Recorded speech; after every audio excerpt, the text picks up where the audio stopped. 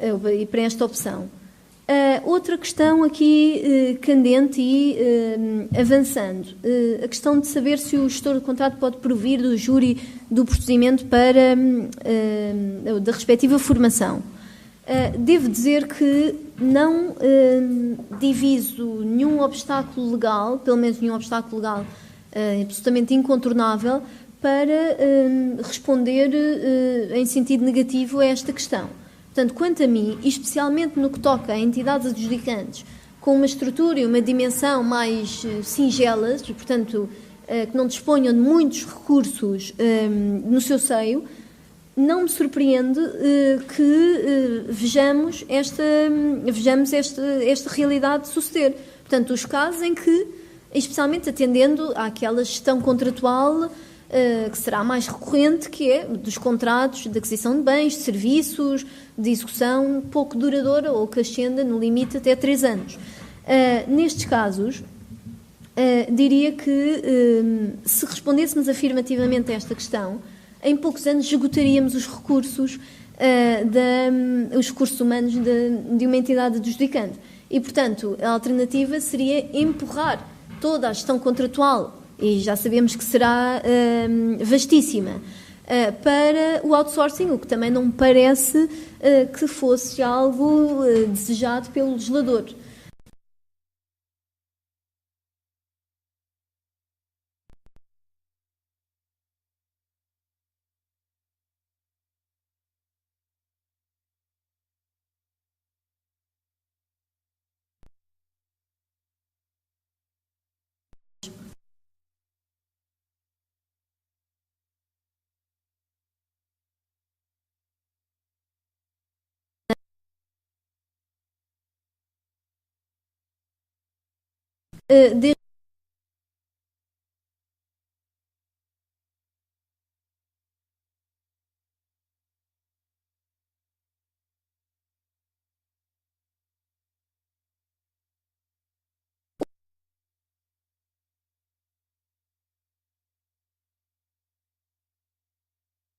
Artigo na sequência.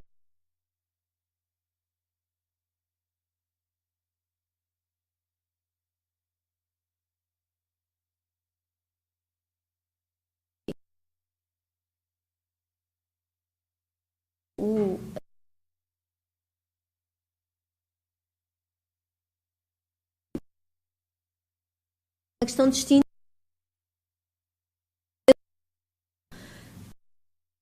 Aí podíamos, qual seria aqui o risco? O risco de o contratante se achar, no mínimo, perseguido por um membro do júri que já o excluiu numa altura, enfim, num momento qualquer no passado. Devo dizer, no entanto, que também não me parece, e, mais uma vez, de um ponto de vista de operatividade da introdução desta figura na prática contratual das entidades, não me parece que se divise aqui nenhum óbice legal do ponto de vista aqui das garantias de imparcialidade que qualquer decisor público, qualquer gestor do contrato, qualquer trabalhador no contexto de uma entidade adjudicante deve observar, deve reunir. Não me parece que haja aqui uma questão, ou pelo menos um óbice legal intransponível quanto a esta possibilidade. Em relação ainda a esta equiparação entre o gestor do procedimento e o gestor do contrato, mais uma vez, temos aqui o caso em que uma entidade, um sujeito que já interveio no contexto do procedimento, vem também intervir numa fase póstuma, portanto, de execução contratual. Tendo presente, desde logo, que, dependendo das entidades adjudicantes, já tenho visto vários modos de incorporar esta figura do gestor do procedimento, quando sequer se entende que é de incorporar, mas tenho constatado que o gestor do procedimento integra a miúdo o próprio júri do procedimento em causa. Portanto, neste caso também já se adivinha que, pelo menos quanto a mim, a resposta fosse, ali figura uma questão de equivalência, não uma equivalência, mas pelo menos não fechar a porta a esta possibilidade. Bom, avançando agora para... Um bocado de interrompê-la. Claro. Nós estamos a gostar muito de ouvi-la falar, mas eu presumo que aqui na sala há muitos futuros gestores de contratos. E acho que o seu quinto ponto é um ponto muito relevante para essas pessoas. Se pudesse aplicar o princípio da celeridade procedimental, nós agradecíamos. De acordo. Muito obrigado. Certo.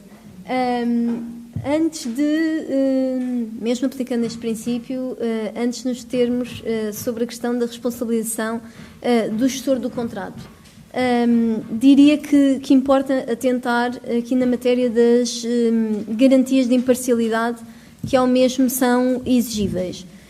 Sendo certo que, em relação a esta matéria, mais uma vez, vemos aqui um regime, enfim, lacónico, não responde a esta questão. Dir-me-ão que se aplica, claro, sempre, em qualquer caso, como pano de fundo, o Código de Procedimento Administrativo e garantias que nele se encontram contidas, e estou inteiramente de acordo. No entanto, e como também já avancei ainda no contexto de revisão do Código, devo dizer que me parecia aqui pertinente trazer ou impor aqui ao gestor do contrato a subscrição de uma declaração de inexistência de conflitos de interesses análoga à que se encontra contida e prevista para os membros do júri, concretamente no número 5 do artigo 67. Dir-me-ão, bom, isto é uma formalidade que não resulta do Código e, portanto, já temos muito em cima da mesa e a última coisa que queremos, ou como queremos sair daqui, é com ainda mais e redobradas formalidades a observar neste contexto, mas devo dizer que esta seria a única forma de calcular as preocupações que expressei há pouco em torno precisamente aqui da necessidade ou da resposta a dar quanto à possibilidade de ser um membro do júri, ou um gestor do procedimento, ou um membro do júri de um anterior procedimento, etc, etc. Por isso, aqui esta matéria da inexistência de conflitos de interesses, e tendo especialmente presente o artigo 1º-A do Código dos Contratos Públicos, que já não se encontra confinado aqui no seio do regime legal do júri, como esta norma que cita no número 5 do artigo 67, à luz deste princípio e deste regime incluso neste artigo 1º-A, parece-me ser relevante também trazer para este contexto da gestão contratual esta necessidade de cautelar a verificação de conflitos de interesses. Por outro lado, aqui a sede de reações do co-contratante. Especialmente reações do co-contratante quando se acha aqui, ou porventura, prejudicado, quer por uma atuação do gestor do contrato, quer, desde logo, pelo gestor do contrato concretamente designado para o contrato que este co-contratante se encontra incumbido de executar. Aqui há várias alternativas. Diria que pode passar, e também já foi proposto na doutrina, pode passar aqui por uma reclamação sobre a minuta de contrato, especialmente falando, já não para entidades adjudicantes, mas para operadores económicos, se entender que por qualquer razão há motivo para considerar que o gestor do contrato se encontra impedido ou se encontra em conflito de interesses ou, enfim, qualquer outro facto aqui relevante, apesar do sistema e da economia da norma que regula a reclamação sobre a minuta de contrato ser bastante fechado, penso que pelo menos haveria margem, especialmente falando mais uma vez, se calhar na maioria para advogados, para tentar apresentar uma reclamação nesse sentido. Por outro lado, também, outra alternativa pode passar pelas clássicas impugnações administrativas, pelos meios de reação graciosa, que também, aos quais também não fecho aqui a porta perentoriamente neste contexto. Especialmente, não do ponto de vista, ou no que toca à designação do gestor do contrato, mas à forma como o mesmo vem desempenhar essas funções e à forma como o mesmo vem gerir o contrato em concreto, que pode passar, como sabemos, pelo diagnóstico dos desvios, defeitos e anomalias, mas também no que toca a outra figura aqui próxima. Peço desculpa, isto ficou desformatado por razões que me são absolutamente alheias. É mais uma daquelas manifestações de quanto a informática é uma ciência oculta, ainda assim. Mas dizia que, apesar aqui da desformatação, vemos aqui ilustrada uma figura que qualifico, em tom provocatório, como de supergestor do contrato, que é esta figura que se divisa nestes contratos com especiais características de complexidade técnica ou financeira, ou de duração superior a 3 anos, portanto já não serão aquelas recorrentes aquisições de bens e serviços, e nos quais o gestor deve elaborar indicadores de execução quantitativos, qualitativos, adequados a cada tipo de contrato, com o objetivo de delimitar e medir os níveis de desempenho do contratante e, portanto, uma cabal execução contratual. Devo dizer que a leviandade com que vejo, e salvo muito respeito, com que vi aqui introduzida esta possibilidade de se elaborar indicadores de execução que meçam os níveis de desempenho dos co-contratantes, me deixou, enfim, porventura aqui alarmada. Porquê? Porque se a gestão contratual não ficar entregue, não for confiada a um sujeito, a uma entidade que desempenha as respectivas funções com razoabilidade, podemos ter, e colocando na perspectiva dos operadores económicos, podemos ter aqui comprometida, pela execução destas tarefas, aqui uma pontual e completa execução contratual. Portanto, podemos arriscar-nos aqui a ver aplicadas medidas corretivas e que podem ir até onde o regime da fiscalização dos contratos e do regime sancionatório dos contratos administrativos vai, que todos conhecemos. Portanto, e em relação a esta figura do supergestor do contrato e à forma como pode desempenhar as suas funções, diria, ou deixo aqui uma advertência,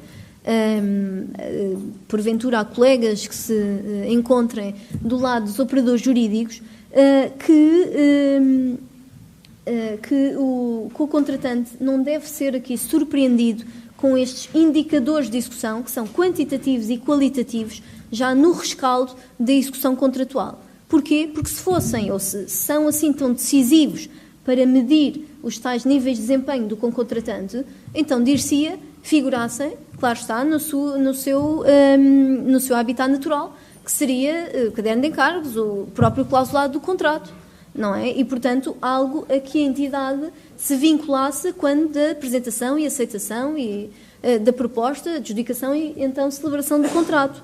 Portanto, não constando nem no contrato, nem nas peças do procedimento e sendo níveis ou indicadores de execução, enfim, inexecuíveis, até, porventura, e já nem estou a pensar em casos patológicos de perseguição ou de vendetta pessoal de um gestor do contrato sobre o co-contratante, que isso não, são casos que não entram aqui para estas contas.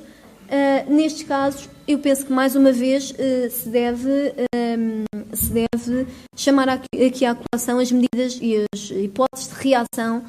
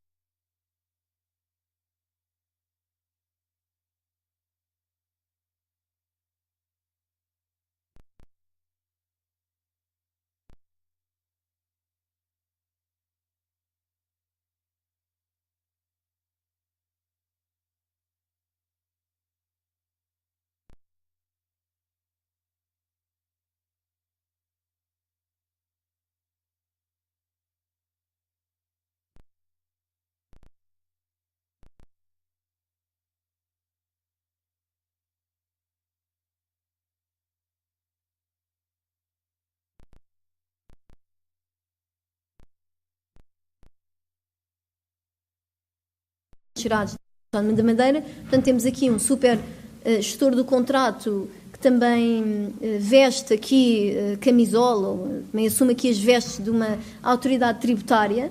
Para além disto, temos aqui o número 2, que coloca especialmente em crise esta compatibilização das missões legalmente atribuídas ao gestor e ao diretor de fiscalização da obra.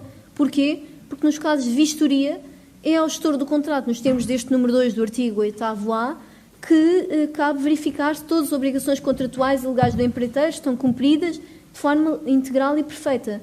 E, mais uma vez, no que respeita aos subcontratos, ou desde logo no que respeita aos subcontratos celebrados. Portanto, enfim, este inciso legal chama aqui a atenção precisamente para esta necessidade de compatibilizar este regime com o regime de fiscalização da obra que é próprio das empreitadas de obra pública. Aqui em relação às reações do co-contratante e aqui em jeito muito célere, passamos à frente, já nos tivemos sobre isto, para chegar aqui em traços muito sucintos também, até para deixar aqui alguma margem para questões e debate, à questão da responsabilidade do gestor e a responsabilização do gestor do contrato. Esta é uma matéria que também, mais uma vez, não se encontra aqui regulada no contexto do Código dos Contratos Públicos e no contexto deste regime legal do artigo 290-A. No entanto, em relação a esta responsabilização, e não pretendendo lançar o caos, até porque, como já venho defendendo, as inovações aqui são mais impressivas, porque vemos aqui preto no branco todas estas competências inerentes à gestão contratual do que o que a prática já revelava, que é a lógica de que em qualquer entidade adjudicante minimamente diligente há sempre uma unidade, um sujeito, alguém com a feliz ou infeliz tarefa de acompanhar de forma mais ou menos permanente a execução dos contratos. Nestes casos, é natural que o sujeito incumbido, e daí também a necessidade de, sem prejuízo de se criar uma unidade de estrutura ou de se externalizar e contratar um operador jurídico para o efeito, a necessidade, dizia, de se subjetivizar quem é e de se indicar quem é o concreto gestor do contrato no contrato em causa. Isto também, também por aqui faz sentido. Nestes casos, haverá uma responsabilidade disciplinar, desde logo, e, portanto, daí me ouviram dizer há pouco que, enfim, se um trabalhador se recusar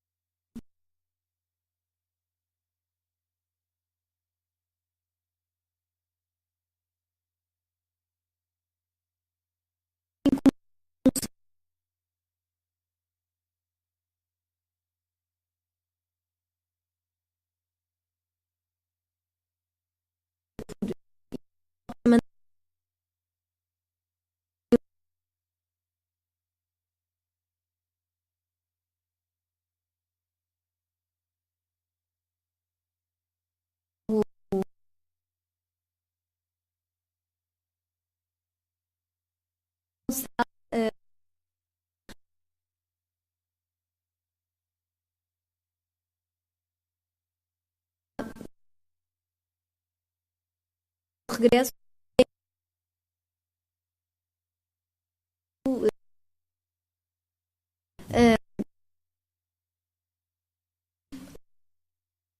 que a situação escassa o desgraçado aqui do gestor do contrato. Mas, quer dizer, nestes casos, eu penso que não há aqui respostas fechadas. Este regime e o exercício destas funções devem ser interpretadas de forma conjugada com, enfim, desde logo, a outra legislação, direito administrativo e mesmo nos termos gerais.